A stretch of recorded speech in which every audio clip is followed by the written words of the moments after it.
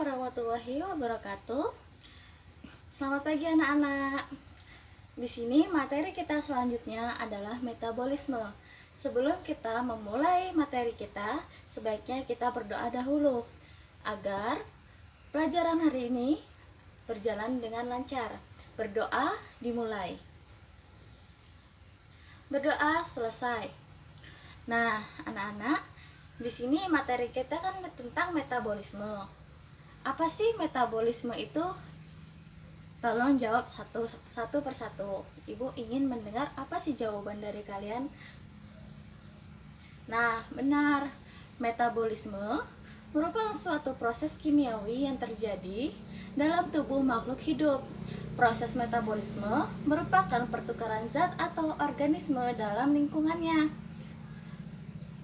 Metabolisme itu merupakan bahasa Yunani, yaitu dari kata metabel yang berarti perubahan, sehingga dapat dikatakan bahwa metabolisme adalah makhluk hidup mendapat, mengelola, dan mengubah suatu zat melalui proses kimiawi untuk mempertahankan hidupnya. 3. Dalam tubuh terdapat 3 proses metabolisme yang utama antara lain yaitu yang pertama, proses metabolisme karbohidrat.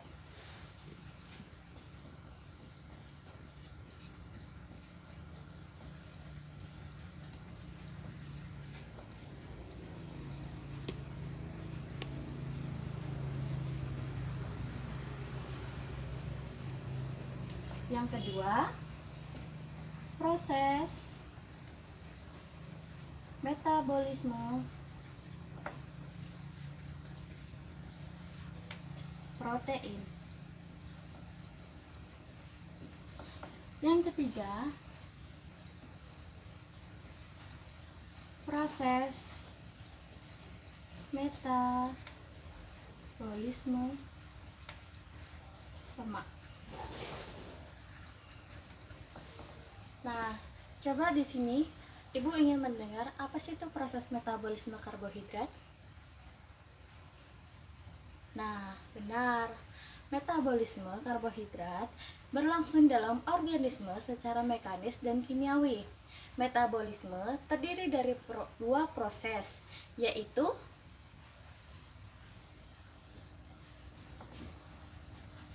anabolisme dan katabolisme.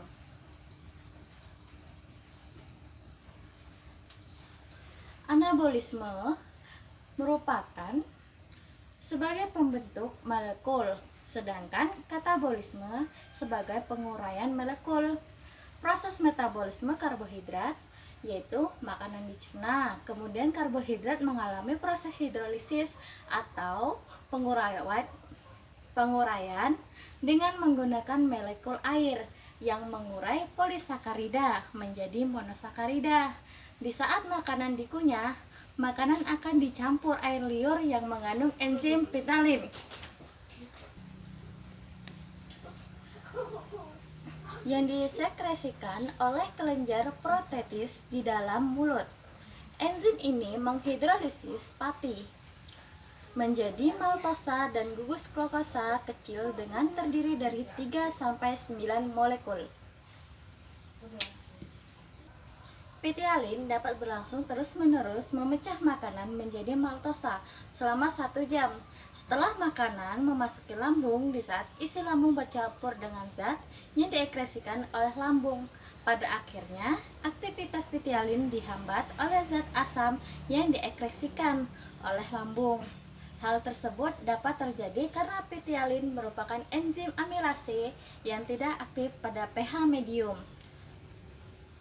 pH medium turun di bawah 4,0 setelah makan dikosongkan dari lambung dan masuk ke duodenum atau usus 12 jari. Makanan kemudian akan bercampur dengan getah pankreas. Pati yang belum dipecah akan dicerna oleh amilase yang berfungsi sebagai dengan amilase pada air liur, yaitu sebagai pemecah pati menjadi maltosa dan polimer glukosa kecil lainnya. Namun, Pati umumnya hampir sepenuhnya diubah menjadi maltosa dan polimer glukosa kecil sebelum melewati lambung. Nah, selanjutnya proses metabolisme protein. Coba Danur untuk menjawab apa sih proses metabolisme protein? Nah, benar. Protein makanan sebagian besar adalah pada daging dan sayur-sayuran. Protein dicerna di dalam lambung menggunakan enzim pepsin yang aktif pada pH 2-3. Pepsin dapat mencerna semua jenis protein dalam makanan yang mencerna kolagen. Kolagen adalah bahan dasar yang utama dalam jaringan ikat pada kulit dan tulang rawan. Mulai dari proses pencernaan protein, pepsin meliputi 10-30%. Pencernaan protein total pada proses ini, pemecahan protein merupakan proses hidrolisis pada rantai peptida. Dan proses metabolisme yang terakhir yaitu proses metabolisme lemak.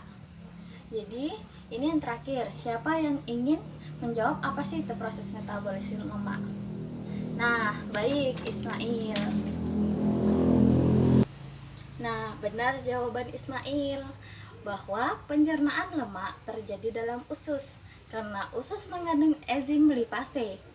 Proses metabolis lemak adalah lemak keluar dari lambung masuk ke usus dengan menimbulkan rangsangan terhadap hormon kolesistokinin. Hormon ini menyebabkan kantung empedu berkontraksi dengan mengeluarkan cairan empedu ke dalam usus 12 jari.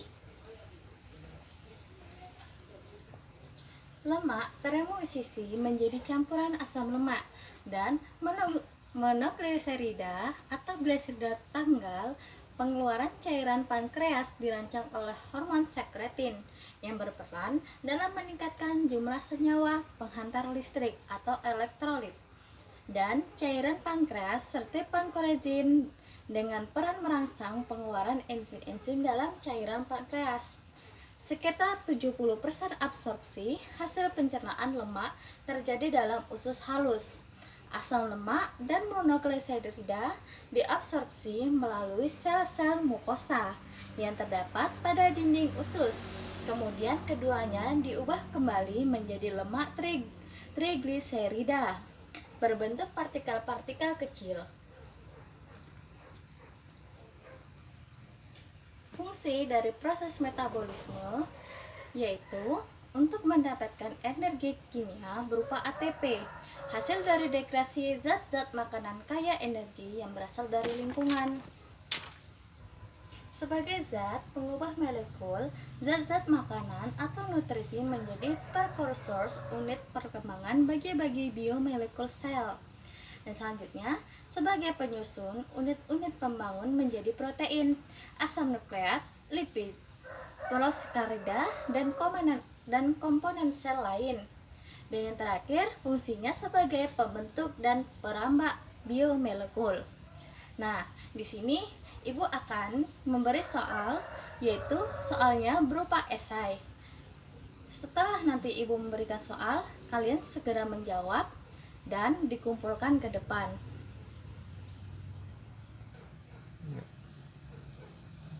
Baiklah, Ibu akan memberi 4 soal esai, yaitu soal pertama, dicatat ya anak-anak, jangan sampai tugas besok nggak ada.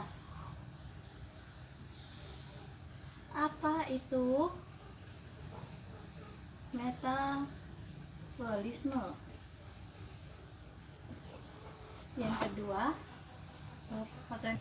Yang kedua, jelaskan proses metabolisme.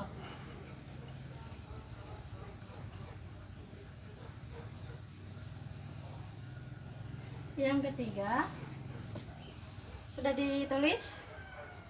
Yang ketiga, jelaskan metabolisme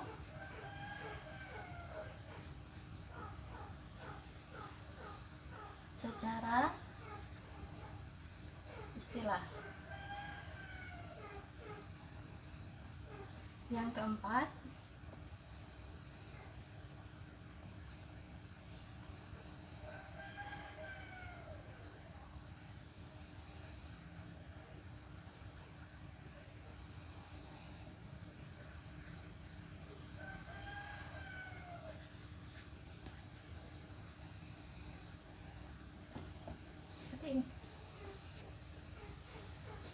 nah, itu saja soal-soal yang Ibu kasih untuk hari ini.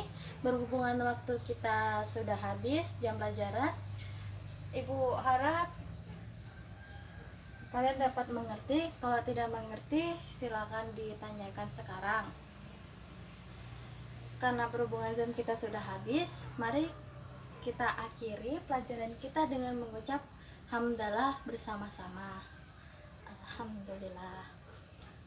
Sekian dan terima kasih.